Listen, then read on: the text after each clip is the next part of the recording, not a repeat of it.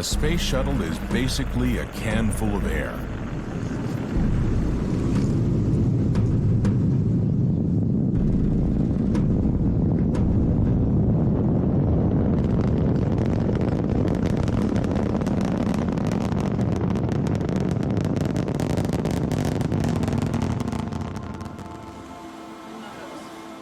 It is the only thing keeping 6 astronauts safe from the unforgiving emptiness of space just outside the window.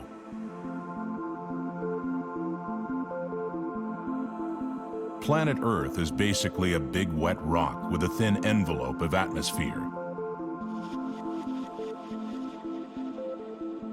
It is the only thing keeping 6 billion people safe from the same unforgiving emptiness.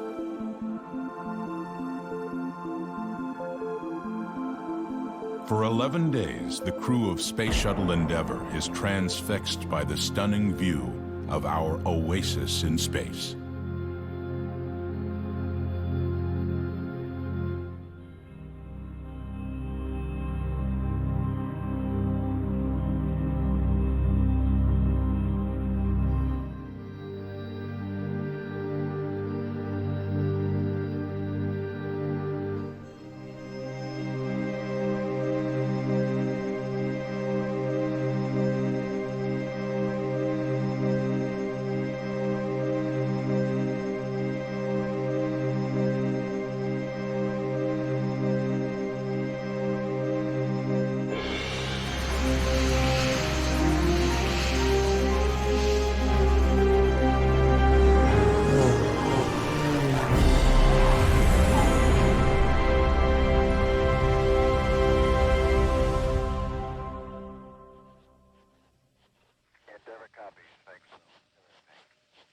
The 6-member crew is about to embark on the 97th shuttle flight in shuttle history since the first flight in 1981. The SRTM payload will bring home 3D images of the Earth's elevation, much more accurate than any images we've obtained to date. Copy that. Thank you. Right now, our launch time is targeted for 12:43 p.m. and 40 seconds. Have you ever wondered what it feels like to blast into space? You see the orbiter access arm beginning to retract away from Space Shuttle Endeavour's crew hatch. DC start APU strip sharp recorders. Less than 500 people have had that question answered. Recorders are running. And of that exclusive group, less than 200 of them have ever stepped outside the safe haven of a spacecraft. Copy that. At T-minus 6 minutes 26 seconds, the orbiter test conductor has given pilot Dom Gory a go to perform the activities. Today, 6 astronauts sit anxiously on board Shuttle Endeavour to experience what only a handful of people will do in their lifetime. We have confirmation of all 3 auxiliary power units up and running. It's the first human space flight of the 21st century, and if everything goes without a hitch on the launch pad, they will begin their 11-day mission.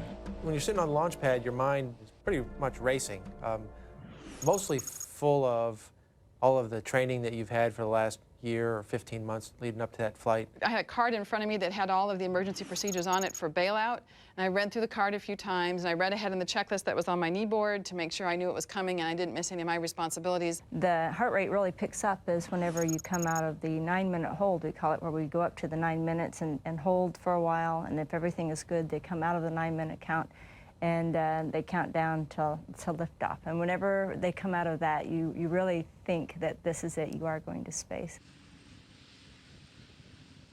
But getting past that point doesn't mean things won't go wrong. You are nervous about it going well, and you got to be a little bit nervous about sitting on 6 million pounds of fuel. And if you're not real smart. I think that's an interesting thing. This one piece will make 52 layers. Watch on mobile devices or the big screen. All for free. No subscription required.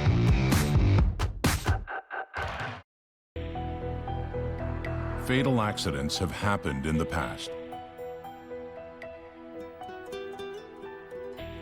In 1967, 3 astronauts burned to death aboard Apollo 1 when a flash fire started in the cockpit during a simulated countdown.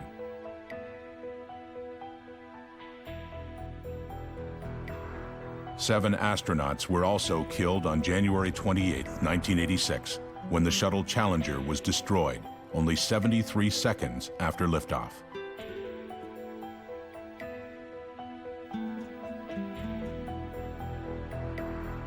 And in 2003, Shuttle Columbia disintegrated during re-entry, killing all 7 astronauts on board. Danger is definitely along for the ride on any shuttle mission. But so is another passenger, faith.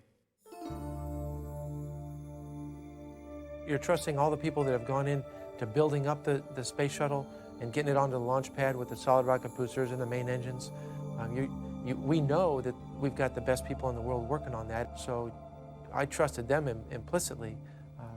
But the confidence level in the shuttle and its ability to get you safely to orbit and back home is very, very high as well, or else you shouldn't be there. It goes without saying that you trust your crewmates. You've trained with them by this point for at least a year or thereabouts, and you know them inside and out. You're like a family.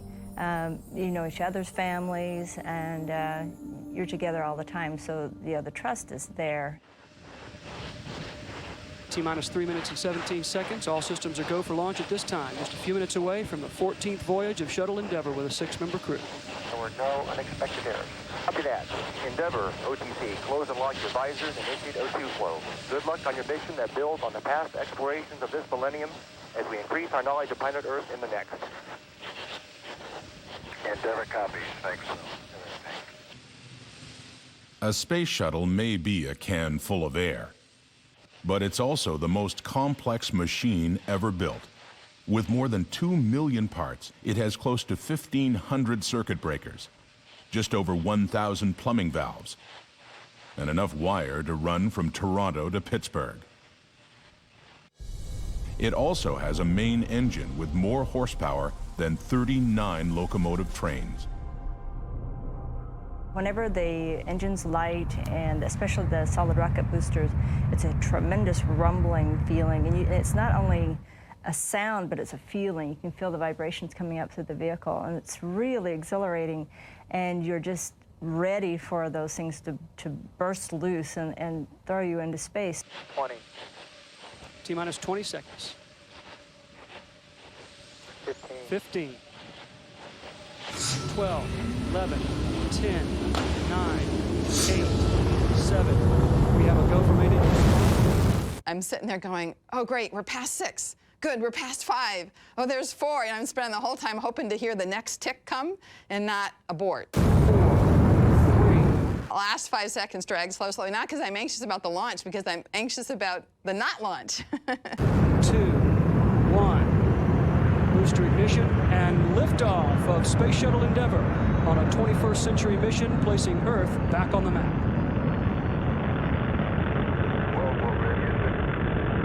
Roger, roll, Endeavour. So you feel that huge thrust as soon as the engines push you off the pad. And I usually involuntarily laugh at that moment because it's so exciting to me to feel that. It's just such a unique feeling that you don't get on any kind of amusement ride or anything else. And you really realize that you are going to space. And so that is just a great feeling to me. I just love that moment whenever we lift off. The power of the space shuttle and the solid rocket boosters when they lift off is just incredible. It literally is shaking your body like somebody is grabbing your shoulders and trying to knock some sense into you. It's just incredible, the force that you can feel coming through your seat.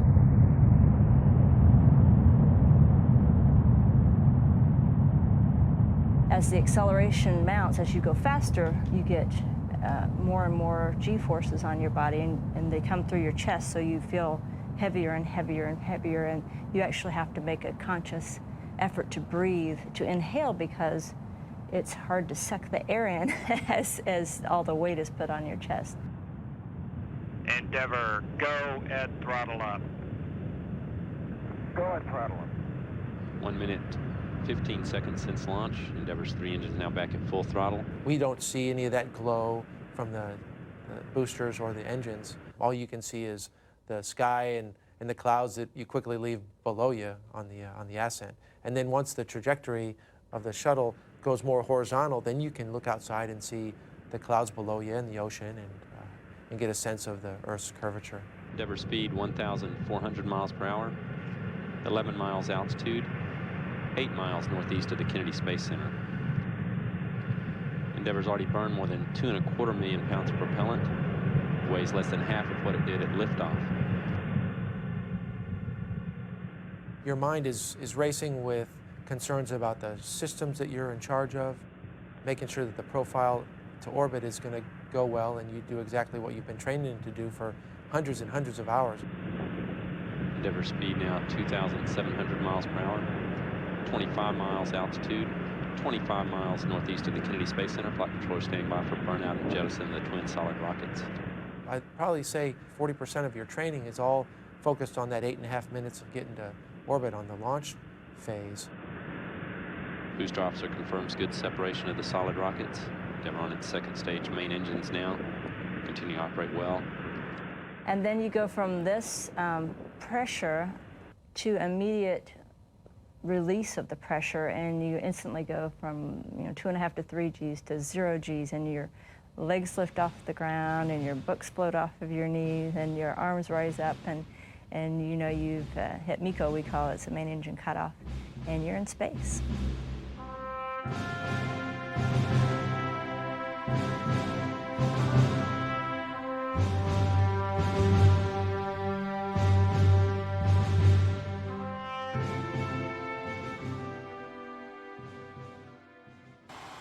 5 seconds.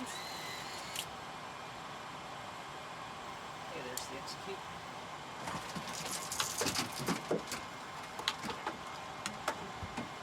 Very nice. And then it's just exhilarating and a very wonderful free feeling of movement. To be able to move around the space shuttle with just a slight pressure from your fingers on walls and the ceiling and seats is pretty exciting and fun and just way different than you've ever experienced before, so you can have a lot of fun with that. Sorry.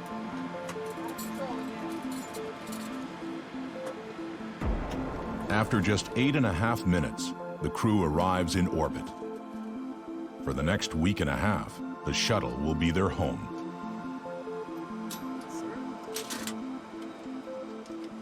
Some people that are afraid of maybe claustrophobia have a hard time thinking about being in a shuttle. It's like being in a small apartment, or, I mean, it's a really small room. It has 2 levels of flight deck and a mid-deck, but combined, they're not bigger than a kitchen. And of course, you can use the whole volume. You can use the ceiling and the floor and the walls, and so it's a little more volume that way. The way I look at it, you've got all of creation floating in front of you. You've got the greatest seat to the most beautiful views in the world, and that is pretty liberating. It's not. I don't have any sense of being closed in or being in a bubble.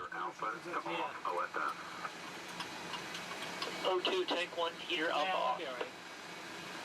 H2, tank 1, heaters alpha and bravo.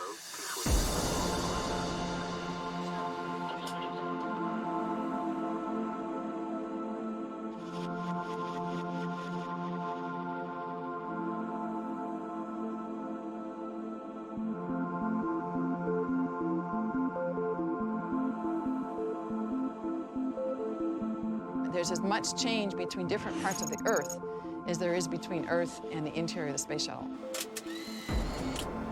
You're having to absorb a lot of new information. You're having to adapt very quickly to a different way of viewing how you exist in your environment. We would like to get an update on the SPL manual procedure that was in work. Growing up hearing about SA6s and 8s, how mean they were. Even still They had tons of them.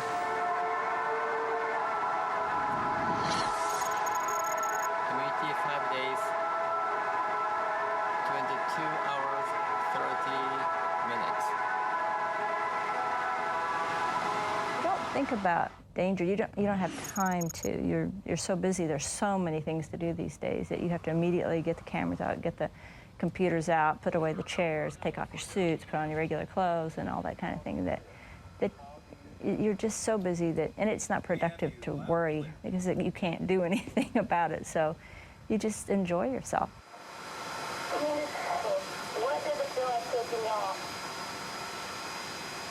When we first take off with the light of the solid rockets, there's a lot of noise and a lot of shaking, and also there's a lot of excitement as we get ready to launch into space. By the time we get to the top of the pad, we're doing over 100 miles per hour.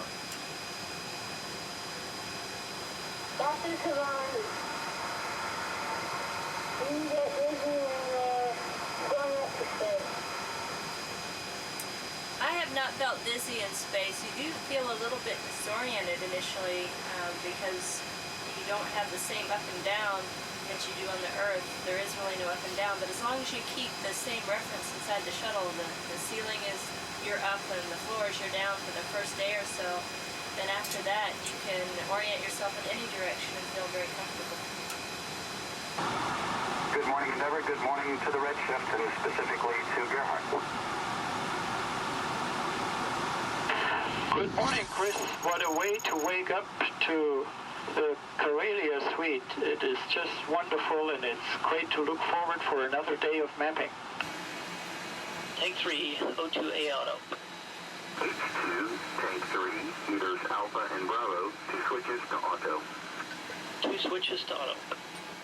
The astronauts depend on an army of engineers and technicians to make sure their habitat works. One other thing, Chris, that I was focusing pretty fast. It was clearly much closer to me than the OMS pod. We are thinking that the nitrogen tanks are under the antenna in roughly that vicinity and may have come up through the payload. But again, from that view, I can't actually see any of the payload. I just see the OMS pod. Copy all that, JB. That's a great description. That gives us a lot more insight than we had before. The shuttle is one of just 3 places these astronauts can survive in the unforgiving environment of space. Another is the International Space Station, floating in a different orbit. The last is right outside the window, impossible to miss. My views of the Earth when I look down at it very clearly is a different planet than anything we've ever seen anywhere else in the universe. It has this unique combination of an atmosphere and water, life-sustaining abilities. The beauty of it and the colors are unlike anything we've ever seen in any other planet.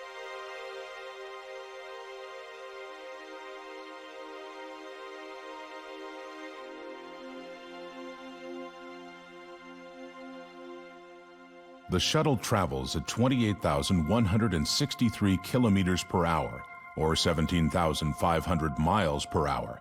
But the crew doesn't miss any details. You feel like you're seeing the planet from God's view, from out there. You can see the curvature and you can see the blackness against the blue ocean.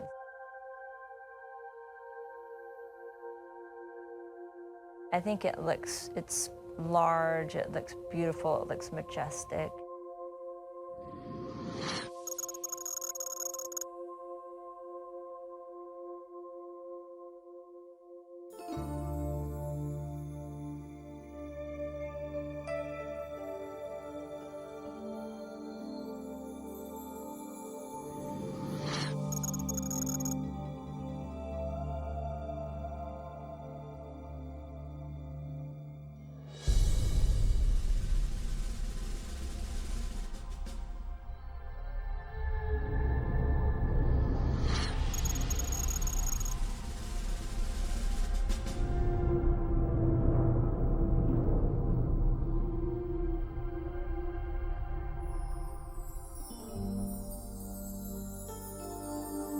Colors are like anything else. A photograph is worth 1,000 words, but it's not nearly as good as your eyes.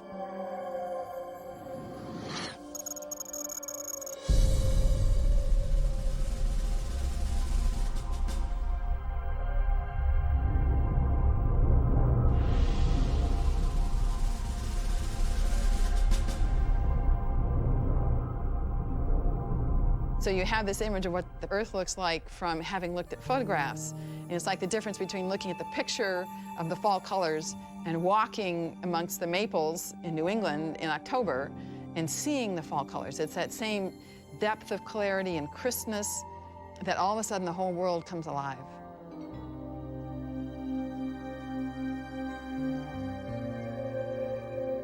Golly, I would say every time you float up to the window, you are amazed. the views are just spectacular, whether it's a nighttime pass and you're watching a lightning storm below you, or just the city lights of all the countries around the world, or in the daytime, seeing the colors of the Caribbean, or the entire extent of the Grand Canyon out the window at one time, seeing the Himalayas and snow-capped peaks around the world. Almost anything you look at is just beyond your imagination, and you could fill up your whole day just floating in the window and looking outside.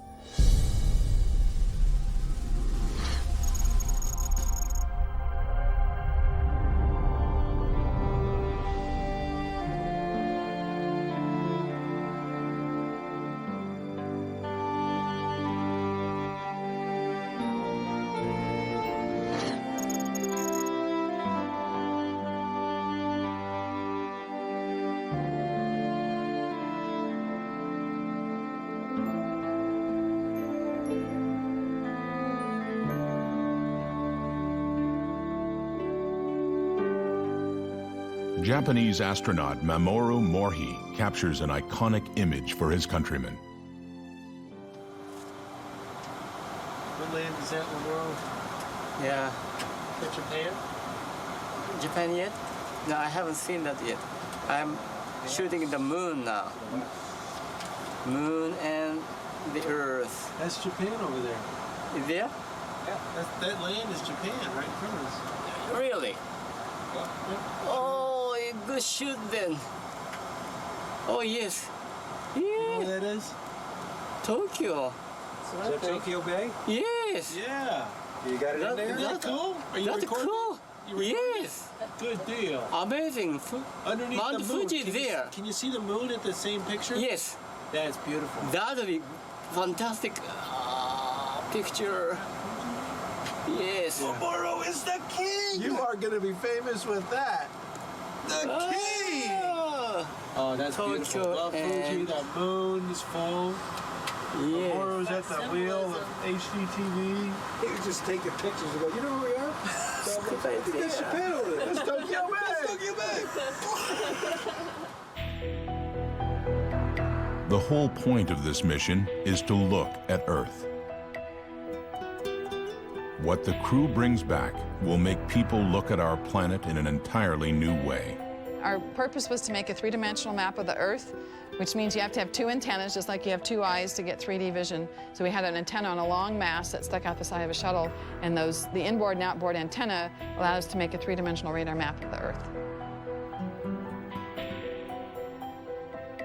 We're riding in maybe the most technologically advanced vehicle in the world, and we're carrying this payload, this radar system that was able to do things that had never been accomplished before. We got data that people had only dreamed about getting, and the sensors and the systems on the ground that were going to process that data were very, very powerful and the leading edge of any technology. So to be a small part of that team was really exciting.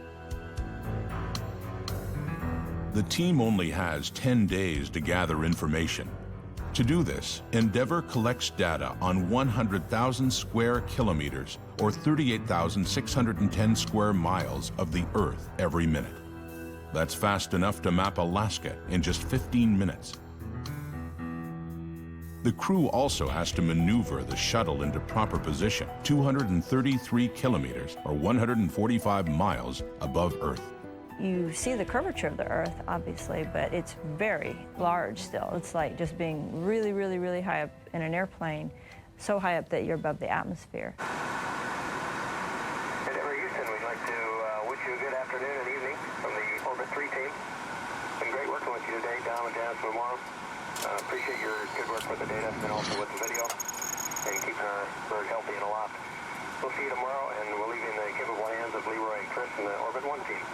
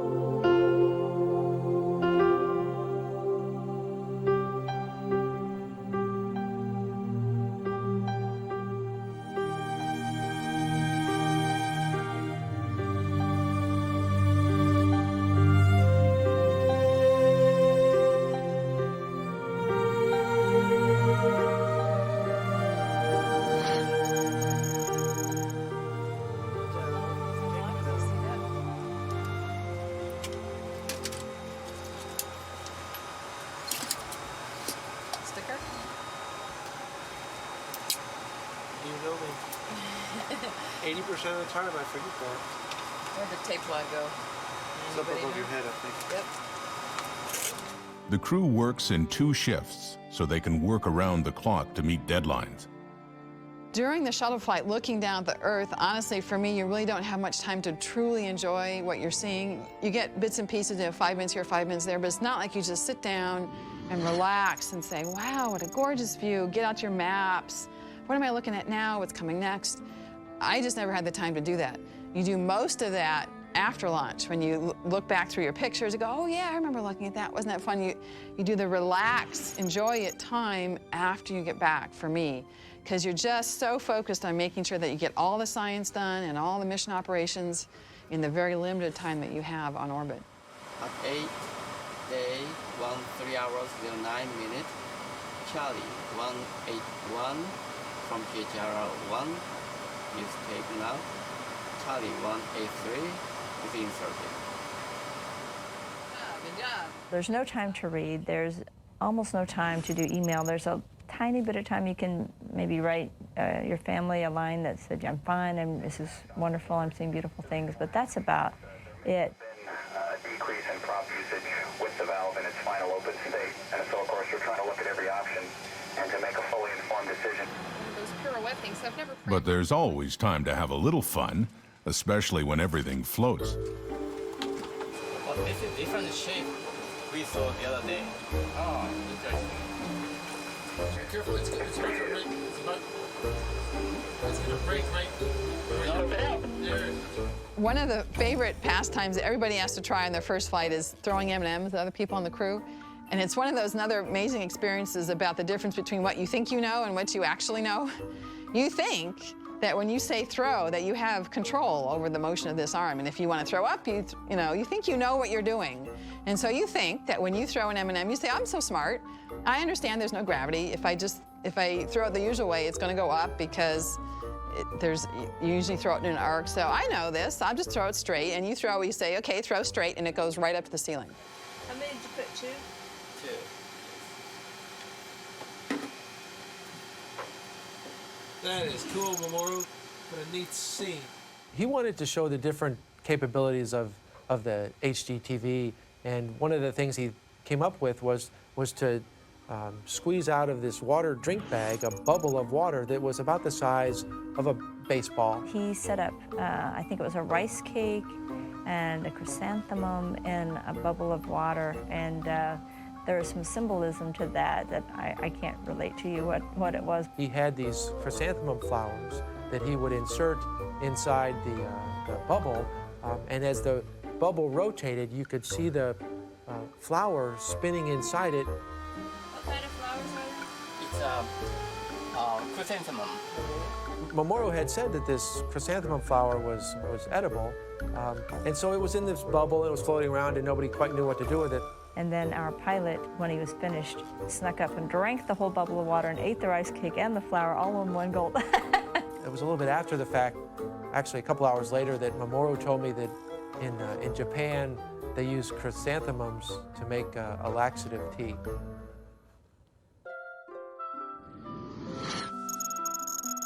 Pastime activities are few and far between. The crew has a job to do. After just 10 days in space, the shuttle's radar maps more than 121 million square kilometers, or more than 47 million square miles of the planet. That's enough data to fill 20,000 CDs. It created images of valleys covered by glaciers, frozen tundras,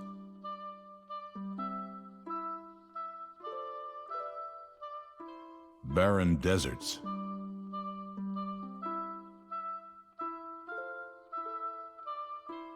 volcanoes,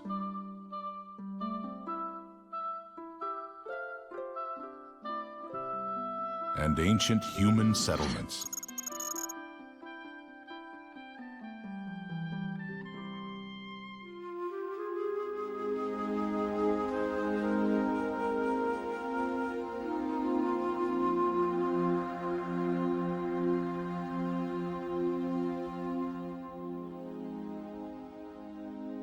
They even discovered an island in the South Pacific that wasn't mapped before.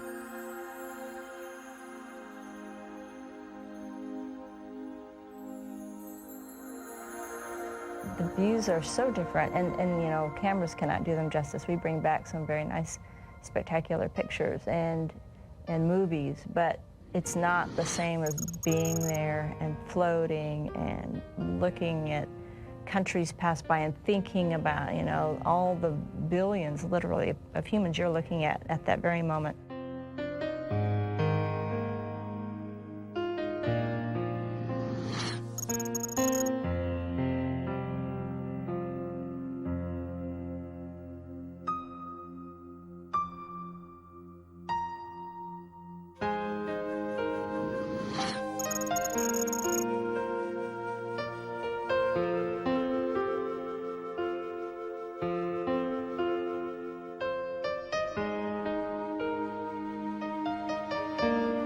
One really vivid memory of the Earth, besides the first time I looked out the window, is the Bahamas.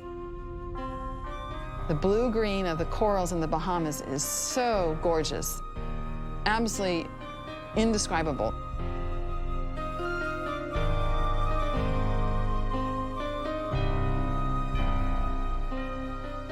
My favorite thing to do is put on some favorite music if you have the time, just maybe before you go to bed, and listen to that music as you pass. My favorite place is to pass over Africa during a thunderstorm and watch the lightning over the continent.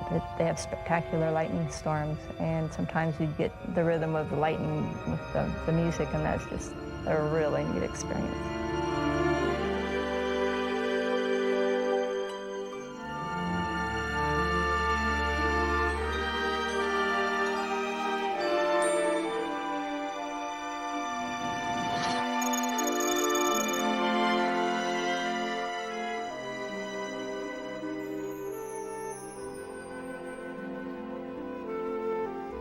When you look at the Earth, the colors and the variety of the terrain is a constant wonder.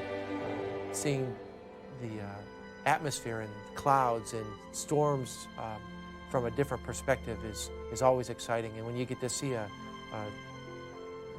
orientation of a circular cloud pattern like a hurricane developing or tropical storm, that's usually a view just reserved for weather satellites, which is really exciting to be able to see that and then take a picture and send it down to the folks on the ground.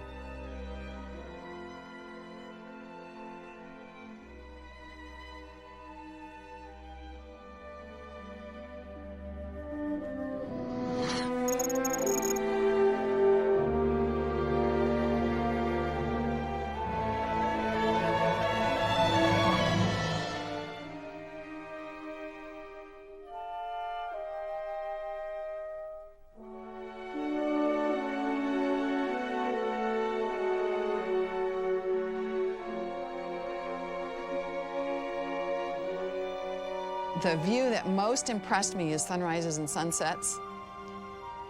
You will never experience a sunrise and sunset again after you've seen one from orbit. I hope you get the chance someday, because the colors are so deep and so saturated and so rich, and they change so fast. And the colors go from a very deep purple blue through all the reds and oranges and get very bright white very quickly, and it's so fast. And you go through the entire spectrum range, and they're so saturated. I can sit here and it feels like there's a little crack in the universe that's opened up for just a second to let you see the whole rest of the universe and then shuts down again. You see that every 45 minutes for the entire time you're up in orbit. It's just spectacular.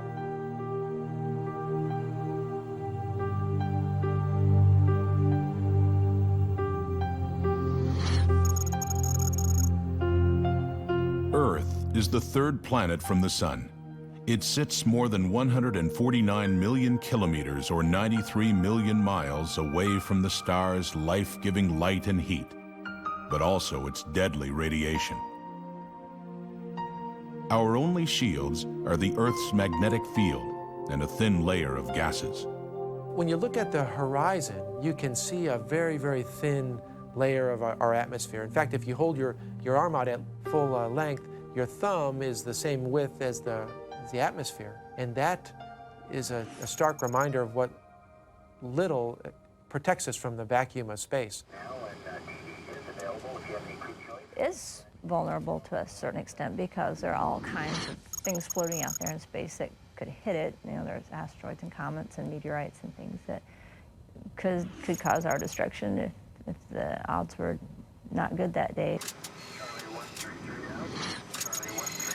From space, you can see things that are way different and maybe not even have ever been seen before from the Earth. For example, in Canada, in Quebec, there's this Manicouagan impact crater that we never even knew about before we flew in space, but it clearly shows about a 30-mile wide impact crater that was formed about 220 million years ago with a meteorite impact. It tells you, when you see that, how fragile we are and how exposed we are to natural events like a meteorite impact.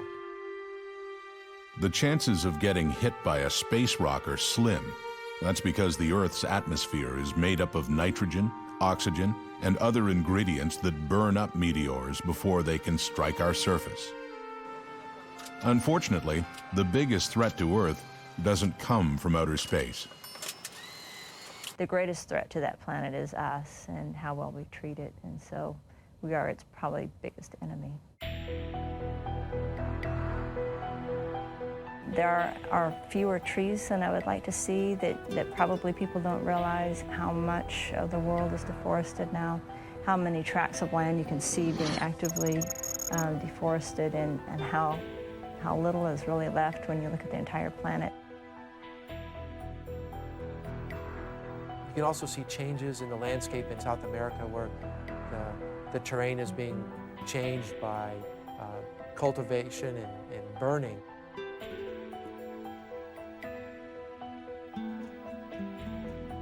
You can see a lot of smoke that is almost encompassing an entire continent at times. So that's sort of shocking to see what humans can do to our planet.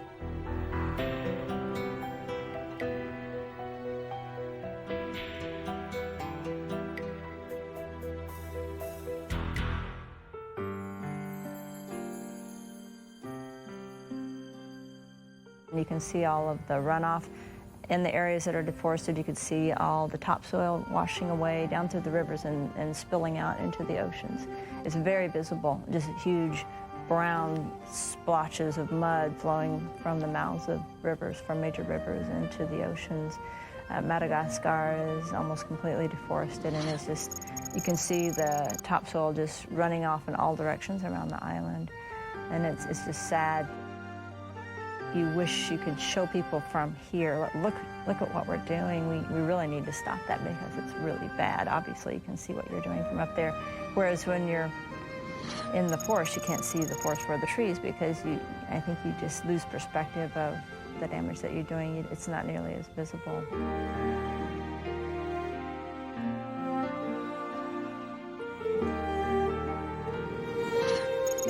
I was very aware of the Earth environment before I flew in space. For me, it just strengthened the vision I already had of the Earth, of it really being one place that's all connected and well worth taking good care of. The astronauts can survive in space because their colleagues properly maintain the can of air called Endeavour. The view from space shows that it's not that much different for the population of planet Earth.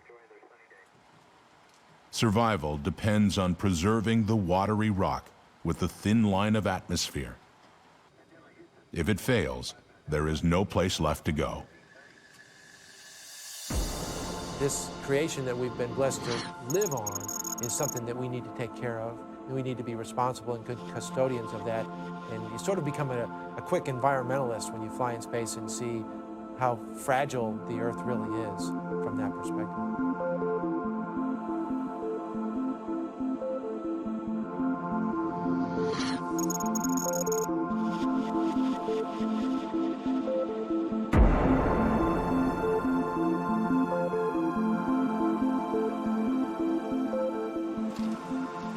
Preserving always comes out of understanding. And that's why these astronauts are on this mission. The data they gather will be used to create maps that are 30 times more precise than any maps we have today. And it will change the way people view the Earth. It's probably the greatest contribution I have made in my life to any one cause. And it's so important because this data now tells us exactly where everything is on the planet. It helped me to contribute to better mankind, I suppose, just to be able to give something back on a scale that I would not have been able to do any other way. Still, nothing will be able to capture the perspective astronauts gain by going to space.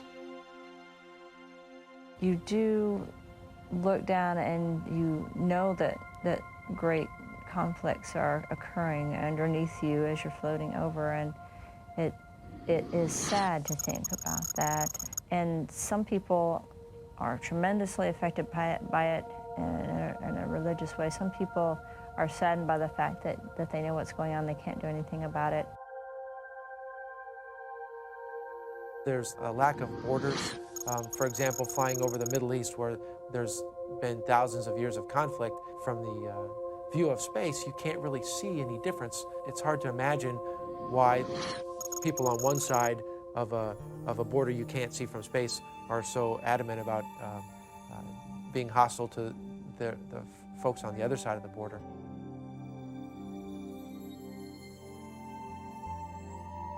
You can't even see individual people, but you know of all the happiness that they're sharing and the strife that we go through, and you're looking at some of the most peaceful places and you're looking at some of the most violent places, and it's interesting from up there that you can't tell what's really going on, but you know in your head what's going on, and it's sort of surreal.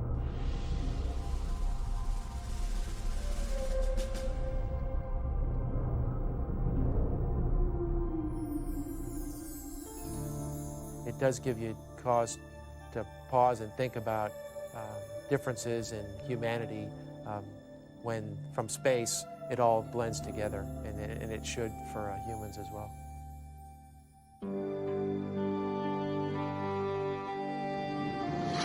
The blueness or the aquaness of some of the oceans are just incredibly breathtaking.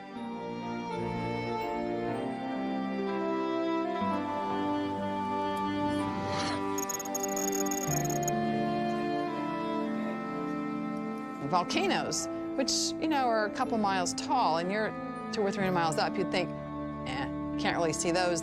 It's such a small fraction, but they look so tall. It's amazing because you're expecting them to look really flat, and they look really tall, makes them look huge.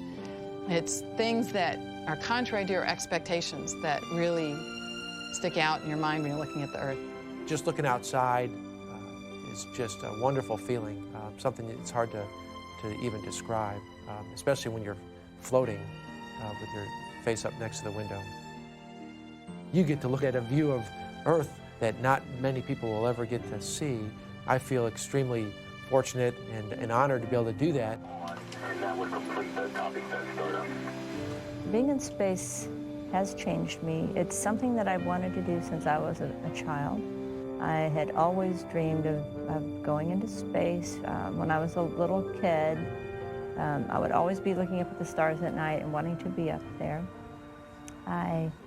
I think it's, you know, you feel like you have a destiny sometimes, and that's a good thing. I think it's wonderful, and I tell school children when I go to talk to them that something out there is going to make you feel the same way that space makes me feel.